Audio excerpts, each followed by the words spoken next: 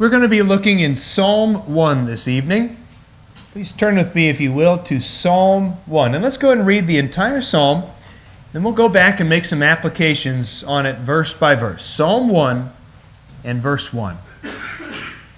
How blessed, he says, is the man who does not walk in the counsel of the wicked, nor stand in the path of sinners, nor sit in the seat of scoffers. But his delight is in the law of the Lord, and in his law he meditates day and night. Verse 3, and he will be like a tree firmly planted by streams of water, which yields its fruit in its season, and its leaf does not wither. And in whatever he does, he prospers. Now verse 4, the psalmist says, the wicked are not so, but they are like chaff which the wind drives away. Therefore the wicked will not stand in the judgment, nor sinners in the assembly of the righteous. For the Lord knows the way of the righteous, but the way of the wicked will perish. In one commentary on the book of Psalms, the writer puts it very well when he introduces Psalm 1, and really introducing the entire book of Psalms, saying, the psalm chosen to open the collection roots it firmly in the whole tradition of God's revealed truth, for it is the conviction of one whose delight is in the law of the Lord. The Scriptures, or those which existed at the time, were known as the law of the Lord. The word Torah. The word Torah means a code of rules. It is the instruction or knowledge that God has revealed. And what I like about that statement is that sometimes we look at the Psalms and all we see, or at least all we assume is in there, is a lot of pretty poems. And if you're looking for something kind of light and fluffy to read, just crack open the book of Psalms and you'll find something to put you to bed at night. And yet Psalm 1, the first psalm in this collection, comes right out with that left hook and says, you want to follow God? You obey His truth. There's a path of the righteous and there's a path of the wicked, and they are as different as night and day. They're as different as black and white. There are two camps, not many in between.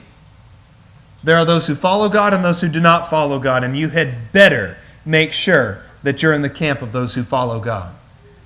Now, that's not an introduction to a book of pretty fluffy poems to me. That is an introduction to a collection of poems, the heart of which is the truth of God.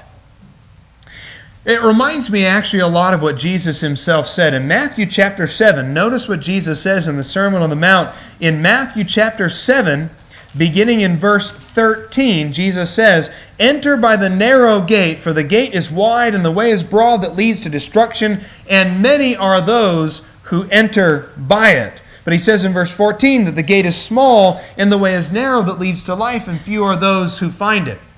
Similarly, Jesus himself goes on to say in Matthew chapter 25, in the second half of that chapter, that there are but two groups on the judgment day. One group on the right, one on the left. One are sheep and one are goats. One is saved and one is not saved. John chapter 5 corroborates this as well, as Jesus explains the judgment day in that passage. There will be some who find the judgment day to be a rather pleasant experience, the most pleasant experience in all eternity. Others will face the judgment day with dread. Another writer added this on Psalm 1. Psalm 1 depicts this idea of black and white, this idea of the righteous and the wicked being so different. Psalm 1 depicts this truth in terse, stark black and white, as if announcing, let the clarity begin. The psalm is saying to you that nothing is so crucial as your belonging to the congregation of the righteous. So let's notice Psalm 1 and verse 1 a little bit more closely now, as it says, how blessed is the man who does not walk in the counsel of the wicked, nor stand in the path of sinners, nor sit in the seat of scoffers. You know, we love the Beatitudes in the Sermon on the Mount in Matthew chapter 5 because they're a lovely passage that says, how blessed are these people. Blessed is the righteous, and blessed are those who hunger and thirst for righteousness, and blessed are the meek, and blessed are the poor in spirit. And here's another beatitude for you. Blessed is the man who does not walk in the counsel of the wicked and stand in the path of sinners and sit in the seat of scoffers, how blessed is that man. What's interesting about this is Psalm 1 verse 1 is basically saying this man is isolated from society. He's not walking with the majority of people. He's not standing with the majority of people. He's not sitting with the majority of people. He's actually on the outside looking in. He's a reject. He's an alien. He's a stranger to the vast majority of people on planet Earth. And yet this person is indeed blessed. In a way, then, it's our uniqueness, our distinctiveness. It's the way that we stand out from a crooked and perverse world that makes us most effective as workers of God. He's countercultural. He's different from the people around him. He resists the vacuum cleaner pull of the evil of the world around him. And we have got to be the same way. You want to truly be blessed? Learn how to be different. You want to truly be blessed? Learn how to be an alien and a stranger in a foreign land. Come to accept that. Come to embrace that. Come to love that. Now notice what he says here, and there's a progression here. He does not walk in the counsel of the wicked. That's the first step, isn't it? To just be around wicked people, to just associate with them in some way, to give them an ear, to listen to what they have to say, to give them an audience. Now, you haven't planted your feet firmly, you haven't sat down, you haven't decided that you're going to be a wicked person, but just the fact that you're walking in the counsel of the wicked. Ask yourself, who's giving you counsel right now? Not literally right now, because it's me. Who's giving you counsel in your life, though? When your marriage is on the fritz, who do you go to for advice? When you're having a hard time deciding what path to take in life, a career or college or moving to a new town, who do you talk to for advice? When you're struggling spiritually, who do you go to? When you're suffering, when you're deep in sin, who are you getting counsel from? I think sometimes if we really look at the collection of counselors that we have in our lives, we'll realize, I'm not getting counsel from the right people, that's for sure. I'm not listening to the right people. And when you walk in the counsel of the wicked, you are not a blessed person. When you're just walking in the counsel of people who are just like you, when you're walking in the counsel of people who have no more insight or wisdom or maturity than you, if all you're listening to is other teenagers, or all you're listening to is other college students, if all you're listening to is other cranky people, miserable people, if all you're listening to is other people who hate being married and hate their spouses, if all you're listening to is other people who don't like their children and wish they'd move out and leave them, if that's all you're ever listening to, if you're just listening to the counsel of the wicked and walking in their counsel, don't be surprised if your life turns out exactly like theirs. Don't be surprised.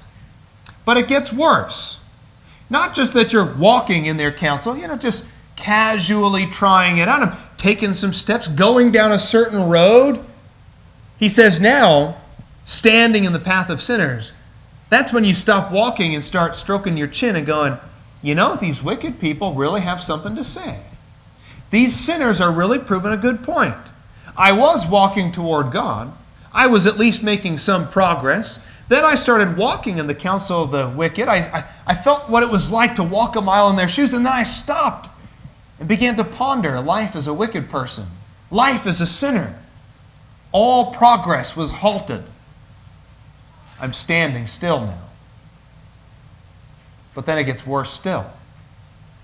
Not only have you walked in the counsel of the wicked, and not only have you stood in the path of the sinners, but he says you have also sat down in the seat of the scoffers.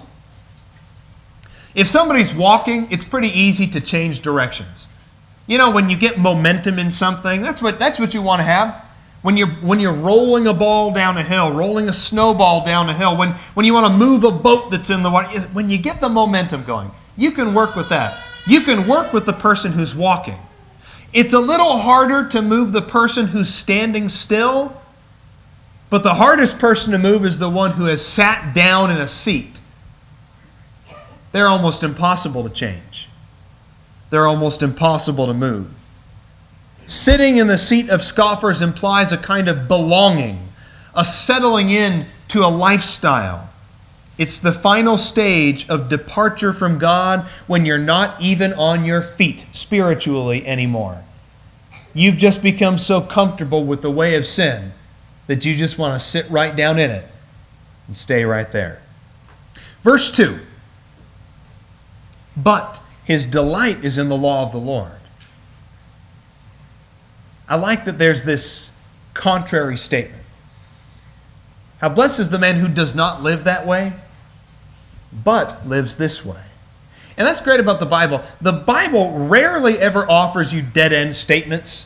It's very rare that you find something in the Bible that just says, this is how it is and you better accept it.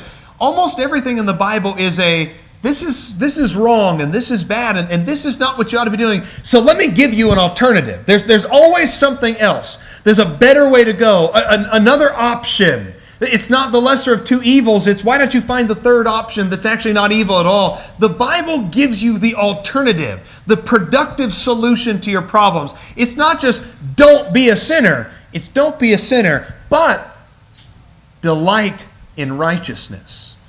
He fills in the blank there with something positive that you can do. His delight is in the law of the Lord. In His law he meditates day and night. It's interesting to me in my experience, the more people study the Bible, the less likely it is they fall off the deep end spiritually. It's the people, and I'm just going to put it starkly here, it's the people who quit coming to Bible studies that I start worrying about. When you're not coming on Sunday mornings or Wednesday nights, I start worrying. If your Bible's collecting dust on the bookshelf or tucked under the driver's seat of your car, so I know where it is when I get to church again next Sunday, I start to worry about a person like that.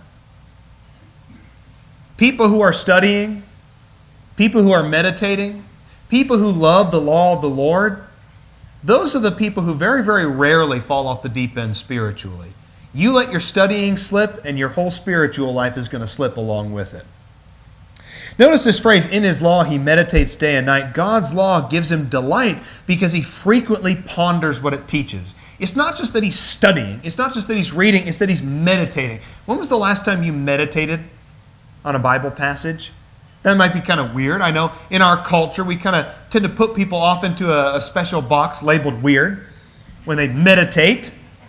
And I'm not suggesting to you that you light a candle and cross your legs in some uncomfortable fashion.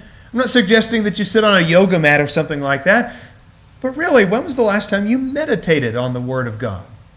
When was the last time that you found a passage and you really camped on it? And you read it over and over and over again and thought about what every word means, what the application is, thought about how somebody else might view it, how you might view it when you were younger, how you might view it when you get older, how your kids might see it. When was the last time you found a passage that brought pure joy to you and you just camped on it and you meditated on it and you got everything possible out of that passage that is possible to you in this stage of life? When was the last time you did that? Because the writer of Psalm 1 says that he meditates day and night. And I'd be surprised if most of us meditated on a Bible passage once a month. He says in verse 3, this person will be like a tree firmly planted by streams of water, which yields its fruit in its season, and its leaf does not wither, and whatever he does, he prospers. I think we need to understand something here. This is my belief, that if you live a godly way, I think you have removed a lot of obstacles for yourself materially. I don't believe at all that doing righteous things necessarily will result in material income. I don't think that by being a Christian you're going to magically get a better job or you're suddenly going to have more money in your bank account or something. There's not going to be some windfall that comes your way just because you become a Christian. What I will say, though, is that when you become a Christian, you do remove a lot of obstacles from your life. When you're a Christian and it comes time to take that drug test at work, are you really worried about passing or not passing a drug test at work? When you're a Christian and when it comes time to be honest with your boss about something, You think your boss is going to appreciate that, at least in some way? When you're a Christian, are you ever going to have to worry about having, are you really going to have to worry about having like strange or dysfunctional inter-office relationships with people? I'll tell you what, being a Christian is not the key to being rich in this life. And people who are Christians shouldn't even want to be rich in this life based on 1 Timothy chapter 6. But when you are a Christian, you remove a lot of obstacles in your life. And I do believe that in a certain way, what he says in Psalm 1 verse 3 is true materially. That when you live by the laws of God, wherever you go in this life, you're going to do better than the unbeliever in the long run. You're not going to have lies that follow you, skeletons in your closet, regrets, broken relationships, drug problems, alcohol problems. When you're a Christian, you're going to remove a lot of obstacles. And yet, even with that being said, do you think material possessions is really what he's getting at here in Psalm 1:3? I think that we'd be remiss if we came to the conclusion that all he's talking about is that if you follow the laws of God, you're going to be a rich person. That's a pretty dim view of Psalm 1, isn't it? I rather like to think of it in terms of the spiritual treasures, which is the way Jesus saw it in his Sermon on the Mount. There are people who lay up physical treasures for themselves, treasures on earth, moth and rust destroy, and thieves break in and steal. And there are other people who lay up treasures for themselves in heaven, spiritual treasures. Moth and rust cannot destroy those things. Thieves can never break in and take those things from you. And I think that if you follow the law of the Lord and you love what God says and you live after righteousness, you're going to prosper in a way that can't be measured in dollars and cents. You're going to be prospered in a way that can't be measured in square footage of a house. And you're going to prosper in a way that can't be measured by the title that you have at your work. You will prosper. It just might be in a way that you didn't realize. Look at some phrases here. He will be like a tree firmly planted. I love that phrase. Firmly planted. That's the phrase of consistency and staying power. He's not interested in fads or other things that just come on a whim. He's interested in eternal, timeless truths. He yields fruit in its season. This is, I think, one of my favorite passages, or favorite phrases in all of Psalm 1, by the way. The fact that he yields fruit in its season, I think, shows that the godly person is always productive. But he's productive in the right way. He's productive in all the ways that God has designed him to be productive. He's not more or less than what God wants him to be. He yields fruit in its season. Now, every season of life has fruit to be born, doesn't it? When you're a teenager, is there fruit that God expects you to bear? When you're a college student, when you're a newlywed or a new parent, when you're an empty nester, when you're a retiree, isn't there fruit that needs to be born in every season of life as God designates it? Now, the fruit might change over the years. What's expected of you might change from season to season to season. But you're always expected to produce something. He says his leaf does not wither. What that means is that there will be adversity and struggles. There will be lean times and there will be hardship. Being godly is not a promise of immunity from trials in this world. But there is a striking oath that the effects of tribulation, there is a striking way that the effects of tribulation do not impact the godly person. Your leaves don't wither. You can face the wind and you can face the trial and you can face the burning sun and you can face every hardship that comes to you.